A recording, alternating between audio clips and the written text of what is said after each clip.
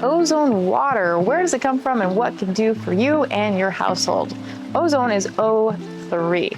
Comes naturally from the earth. When it rains, you smell the fresh air out there. That's ozone. You can use ozone water many different ways, but one of my favorites is eliminating the use for laundry soap.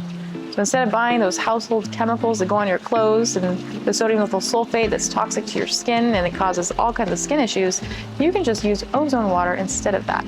It's going to clean your clothes more effectively. It's going to smell really fresh, and it's going to make your clothes even last longer because there's no soapy residue to be redeposited on your clothes for the next time. So you can use it for that. You can wash your fruits and vegetables. Herbicides, fungicides, side in Latin is death, and those coming internally if you're not able to clean them off your food.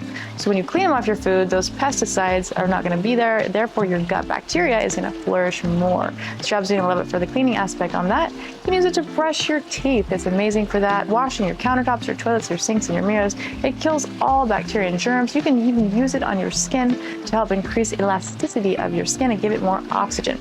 So I hope you enjoyed the tips there on how to use ozone and how it's right for you.